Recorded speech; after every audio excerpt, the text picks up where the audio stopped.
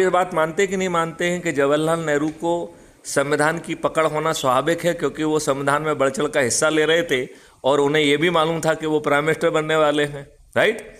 और prime minister बन चुके थे रादर, जब चर्चाएं चल रही थी तो, राइट?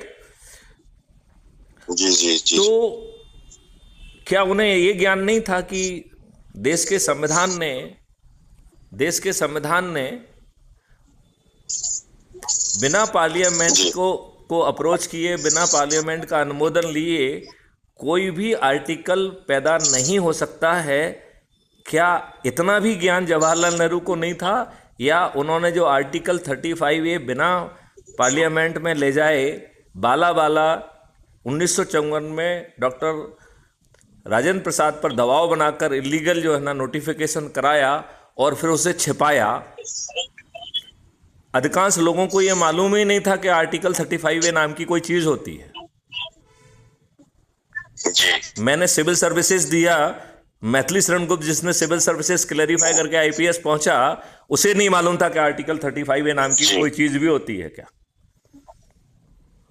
जी जी जी जी। तो ना केवल इलीगली उसे घुसेड़ा, बल्कि उसे छिपाया भी। और आपकी जितनी भी कश्मीर में गड़बड़ी हुई, आर्टिकल 370 ने कोई गड़बड़ी नहीं की है। आर्टिकल 370 तो एक इनेबलिंग क्लॉज था कि आप अपने संविधान की जो चीज चाहें वो कश्मीर में भी लागू कर दें, बस यही था। तो आर्टिकल जो भी डैमेज किया है वो आर्टिकल 35A ने किया है, जो कि अनकॉन्स्टिट्यूशनल, इलीगल था। अब देख चलो, वो तो जवाहरलाल नेहरू की बात कर लेते हैं, हम वही अभी के नरेंद्र मोदी जी की बात कर लेते हैं। 2014 में एक पिटीशन माननीय सुप्रीम कोर्ट में लगाई गई और उसका मजनून ये था कि साहब, देश के संविधान ने प्रेसिडेंट को कोई आर्टिकल पैदा करने की शक्ति नहीं दी है और आर्टिकल 35A कभी पार्लियामेंट के सामने लाया नहीं गया है, पार्लियामेंट ने विचार नहीं किया, पार्लियामेंट ने अनुमोदन नहीं किया है। लिहाजा आर्टिकल 35A पूर्णतया असंवैधानिक है, इसे शून्य घोषित किया जाए।